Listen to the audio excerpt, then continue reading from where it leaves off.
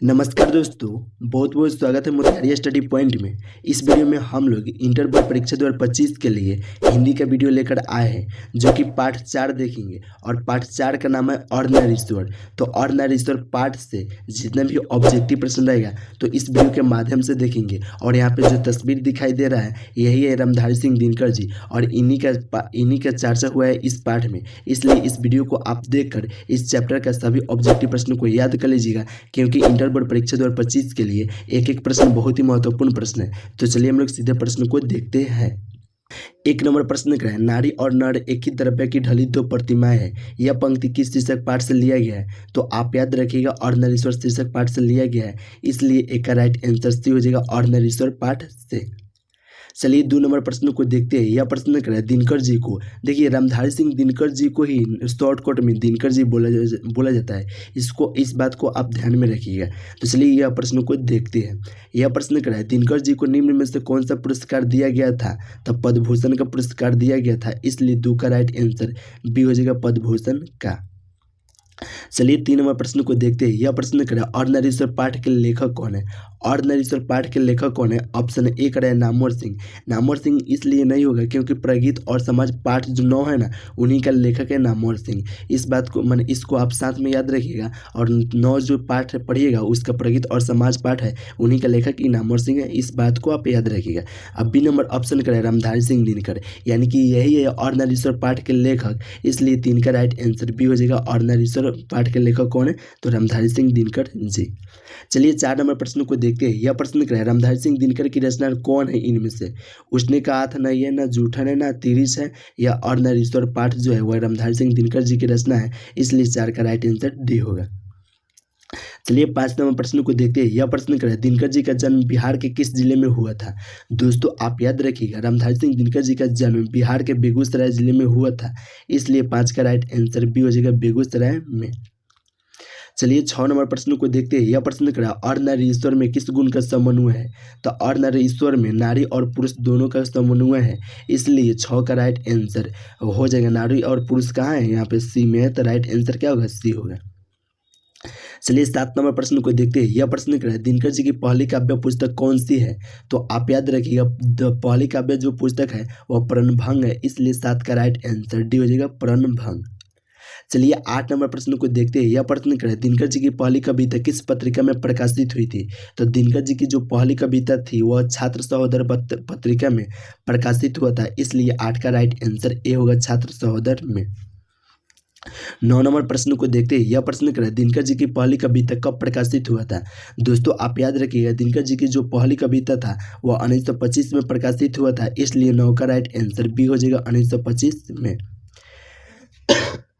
10 number प्रश्न को देखते हैं। यह प्रश्न क्या है, दिनकर जी के अनुसार यदि पति विचार है तो पत्नी क्या है? तो वो दिनकर जी के अनुसार जब पति विचार है तो पत्नी भावना है, इसलिए 10 का राइट आंसर सी में दिया है भावना, तो यही राइट आंसर होगा।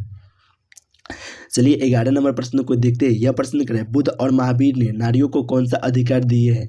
तो बुद्ध और महावीर ने नारियों को भीषणी होने का अधिकार दिए है, इसलिए 11 का राइट आंसर बी हो जाएगा भीषणी होने का। चलिए 12 नंबर प्रश्न को देखते हैं। यह प्रश्न क्या है, पुरुष जब नारी के गुण लेता है तब वह देवता बन जाता है, किंतु जब नारी नर के गुण सीखती है तब वह राक्षस हो जाती है। यह कथन किस पाठ से है? तो प्रेमचंद का है, इसलिए 12 का राइट आंसर सी हो जाएगा प्रेमचंद का। चलिए 13 नंबर प्रश्न को देखते हैं। यह प्रश्न क्या है, अर्धनारीश्वर किस विद्या से संबंध है? दोस्तों आप याद रखिएगा अर्धनारीश्वर जो है वह किस विद्या से संबंध है? निबंध है, या कहानी है, या एकांकी है, या व्यंग है? तो निबंध से है, इस बात को आप याद रखिएगा। अर्धनारीश्वर जो पाठ है वह एकांकी है, इसलिए 13 का राइट आंसर सी होगा। चलिए 14 नंबर प्रश्न को देखते हैं। यह प्रश्न क्या है, किसने अपने जीवन के अंतिम दिनों में नारीत्व की साधना की थी? तो गांधी जी ने किए थे, इसलिए 14 का राइट आंसर ए होगा। अगर अभी तक आप व्हाट्सएप ग्रुप में नहीं जुड़े होंगे तो 73 685 601 पर आप मैसेज के व्हाट्सएप ग्रुप में जुड़ जाइए, और उससे आपको PDF मिलते रहेगा उस ग्रुप के माध्यम से। और जो भी चैप्टर आप नहीं देखे तो सब चैप्टर इस चैनल के माध्यम से करा दिया जाएगा, आप जाके इस प्लेलिस्ट में देख सकते हैं। चलिए 15 नंबर प्रश्न को अब देखते हैं। यह प्रश्न क्या है, अर्धनारीश्वर शंकर और पार्वती का किस प्रकार के रूप है? तो कल्पित है, इसलिए 15 का राइट आंसर ए बी होगा कल्पित। 16 नंबर प्रश्न को देखते हैं। यह प्रश्न करें, प्रेमचंद के अनुसार नारी जब पुरुष के गुण सीखती है तब वह क्या हो जाती है? तो राक्षसी हो जाती है। इसलिए 16 का राइट आंसर सी हो जाएगा। चलिए 17 नंबर प्रश्न को देखते हैं। यह प्रश्न करें, निम्न में कौन सी रचना दिनकर जी की नहीं है? यानी कि रामधारी सिंह दिनकर की इनमें कौन रचना नहीं है? तो पहले देखते हैं कौन कौन है। उर्वशी जो है वह रामधारी सिंह दिनकर जी की है, तो ये नहीं होगा क्योंकि पूछ रहा है इसमें कौन नहीं है। रश्मि रर्थी यह भी है, तो यह भी नहीं होगा। जूठन ओम प्रकाश वाल्मीकि जी के है, तो यही राइट आंसर हो जाएगा क्योंकि रामधारी सिंह दिनकर जी के यह पाठ नहीं है। तो 17 का राइट आंसर सी होगा। चलिए 18 नंबर प्रश्न को देखते हैं। यह प्रश्न करें, निम्नलिखित में कौन सी रचना दिनकर जी की है? तो परशुराम की प्रतीक्षा जो है वह रचना रामधारी सिंह दिनकर जी की है। इसलिए 18 का राइट आंसर बी हो जाएगा, परशुराम की प्रतीक्षा। 19 नंबर प्रश्न को देखते हैं। यह प्रश्न करें, दिनकर जी को किस कृति पर भारतीय ज्ञानपीठ पुरस्कार प्राप्त हुआ था? तो उर्वशी पर हुआ था। इसलिए 19 का राइट आंसर बी हो जाएगा, उर्वशी पर। चलिए 20 नंबर प्रश्न को देखते हैं। यह प्रश्न करें, युद्ध और शांति की समस्या पर लिखी गई काव्य कृति कौन है? यानी कि आपको बताना है युद्ध और शांति की समस्या पर लिखी गई काव्य कृति इनमें कौन है? तो कुरुक्षेत्र है। इसलिए 20 का राइट आंसर बी हो जाएगा, कुरुक्षेत्र। चलिए 21 नंबर प्रश्न को देखते हैं। यह प्रश्न करें, अर्धनारीश्वर कल्पित रूप है? तो आपको पहले ही बताया अर्धनारीश्वर कल्पित रूप शिव और पार्वती का है।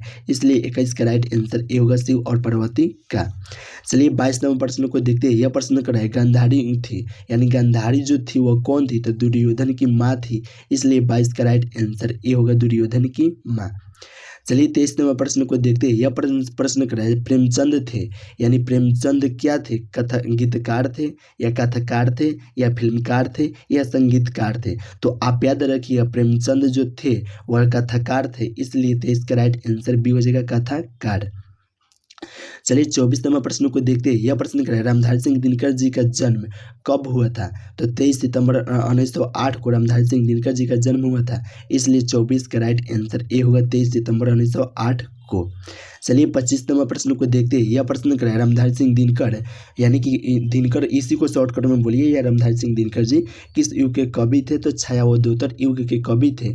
इसलिए 25 का राइट आंसर सी हो जाएगा, छायावधोत्तर युग के। चलिए 26 नंबर प्रश्न को देखते हैं। यह प्रश्न करें, संस्कृत के 4 अध्याय किसकी कृति है? तो संस्कृत के 4 अध्याय जो है वह रामधारी सिंह दिनकर जी की कृति है। इसलिए 26 का राइट आंसर डी हो जाएगा, रामधारी सिंह दिनकर जी की। 27 नंबर प्रश्न करें, कौन सी कृति रामधारी सिंह दिनकर की लिखी हुई है? यानी कि आपको बताना है इनमें कौन ऐसा कृति है जो रामधारी सिंह दिनकर जी की लिखी हुआ है। तो शुद्ध कविता की खोज जो है वह रामधारी सिंह दिनकर द्वारा लिखा हुआ है। इसलिए 27 का राइट आंसर ए होगा। चलिए 28 नंबर प्रश्न को देखते हैं। यह प्रश्न करें, अर्धनारीश्वर किसकी रचना है? यानी कि आपको बताना है जो अर्धनारीश्वर जो पाठ है यह किसकी रचना है? तो रामधारी सिंह दिनकर जी की रचना है। इसलिए 28 का राइट आंसर बी होगा। चलिए 29 नंबर प्रश्न को देखते हैं। यह प्रश्न करें, ज्ञानपीठ पुरस्कार से सम्मानित रचना है। यानी कि आपको बताना है कि ज्ञानपीठ पुरस्कार से सम्मानित रचना इनमें कौन है? तो उर्वशी है। इसलिए 29 का राइट आंसर बी हो जाएगा, उर्वशी। चलिए 30 नंबर प्रश्न को देखते हैं। यह प्रश्न करें, शुद्ध कविता की खोज किसकी रचना है? तो दोस्तों आप याद रखिएगा शुद्ध कविता की खोज जो रचना है वह रामधारी सिंह दिनकर की रचना है। इसलिए 30 का राइट आंसर बी हो जाएगा, रामधारी सिंह दिनकर जी का। चलिए 31 नंबर प्रश्न को देखते हैं। यह प्रश्न करें, रामधारी सिंह दिनकर का निधन कब हुआ था? तो आप याद रखिएगा 24 अप्रैल 1974 में रामधारी सिंह दिनकर जी का मृत्यु हुआ था। इसलिए 31 का राइट आंसर ए होगा, 24 अप्रैल 1974 में। चलिए 32 नंबर प्रश्न को देखते हैं। यह प्रश्न करें, रामधारी सिंह दिनकर के माँ का नाम क्या था? तो आप याद रखिएगा रामधारी सिंह दिनकर की माँ का नाम मनरूप देवी था। इसलिए 32 का राइट आंसर ए होगा, मनरूप देवी। चलिए 33 नंबर प्रश्न को देखते हैं। यह प्रश्न करें, रामधारी सिंह दिनकर के पिता का नाम क्या था? तो आप याद रखिएगा रामधारी सिंह दिनकर जी के पिता का नाम रवि सिंह था। इसलिए 33 का राइट आंसर ए होगा, रवि सिंह। चलिए 34 नंबर प्रश्न को देखते हैं। यह प्रश्न करें, रामधारी सिंह दिनकर किस विश्वविद्यालय में उप कुलपति रह चुके हैं? यानी कि आपको बताना है रामधारी सिंह जी जो दिनकर थे वह किस विश्वविद्यालय में उप कुलपति रह चुके थे? तब भागलपुर विश्वविद्यालय में रह चुके थे। इसलिए 34 का राइट आंसर ए होगा, भागलपुर विश्वविद्यालय में। चलिए 35 नंबर प्रश्न को देखते हैं। यह प्रश्न करें रामधारी सिंह दिनकर के पत्नी का नाम क्या था? तो रामधारी सिंह दिनकर की पत्नी का नाम श्यामवती देवी था, इसलिए 35 का राइट आंसर बी हो जाएगा श्यामवती देवी। चलिए 36 नंबर प्रश्न को देखते हैं और देखिए आपको हम बता दें कि इस चैप्टर से एक भी प्रश्न आपके परीक्षा में नहीं छूटेगा, क्योंकि जितना भी प्रश्न है यह इस वीडियो के माध्यम से आपको फाइनल करा दिया जाता है। और जितना भी हिंदी का प्रश्न है ना, पार्ट है, उस सब का वीडियो हम बना चुके हैं। आप जाकर प्ले लिस्ट में देखते रहिए और आपका एक भी प्रश्न चैप्टर से नहीं छूटेगा। आप प्रश्न पूछेगा तो चैप्टर से ही पूछेगा, उसके घर से लाके नहीं पूछेगा। इसलिए आपको इस जितना भी चैप्टर में जितना भी प्रश्न बन रहा है उस सबको हम बता रहे हैं, ठीक है। चलिए 26 नंबर प्रश्न को देखते हैं। यह प्रश्न कर रहा है रामधारी सिंह दिनकर मैट्रिक कब पास किए थे? तो दोस्तों आप याद रखिएगा रामधारी सिंह दिनकर जी जो थे वो मैट्रिक 1928 में पास किए थे, इसलिए 36 का राइट आंसर ए होगा। 37 नंबर प्रश्न को देखते हैं। यह प्रश्न कर रहा है इनमें कौन रामधारी सिंह दिनकर की रचना है? तो देखिए नील कुसुम जो है वह रामधारी सिंह दिनकर की रचना है, और हारे को हरिनाम भी है, और मिट्टी की ओर, ये तीनों है। तो राइट आंसर कौन हो जाएगा? डी हो जाएगा। इनमें से सभी हो जाएगा, इसलिए 37 का राइट आंसर डी होगा। चलिए 38 नंबर प्रश्न को देखते हैं। यह प्रश्न कर रहा है दिनकर की डायरी किसकी रचना है?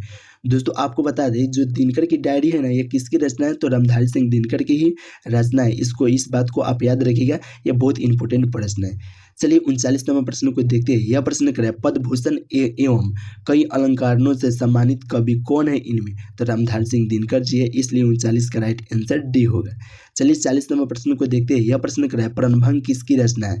तो दोस्तों आप याद रखिए प्रणभंग जो है वह रामधारी सिंह दिनकर जी की रचना है, इसलिए 40 का राइट आंसर ए होगा। देखिए आपको बता दें कि इस चैप्टर में 40 से ऑब्जेक्टिव प्रश्न था, और इससे बाहर एक भी आपसे परीक्षा में प्रश्न नहीं पूछा जाएगा, क्योंकि इस चैप्टर में इतना ही ऑब्जेक्टिव प्रश्न था। और जो भी ऑब्जेक्टिव प्रश्न पर आपको डाउट होगा या कोई भी सवाल करना होगा तो यहाँ पर 9773 पर आप मैसेज करके हमसे बातचीत भी कर सकते हैं, और भी कुछ क्वेश्चन पूछना होगा, कहीं से भी पूछना होगा तो आप उस पर मैसेज से बात कर सकते हैं। व्हाट्सअप नंबर है सिर्फ। चलिए यहीं पे वीडियो समाप्त करते हैं। अगर वीडियो अच्छा लगा होगा तो लाइक कमेंट शेयर जरूर कीजिए, तथा चैनल को सब्सक्राइब नहीं किए होंगे तो चैनल को सब्सक्राइब कर लीजिए। चलिए फिर मिलते हैं नेक्स्ट चैप्टर के साथ में।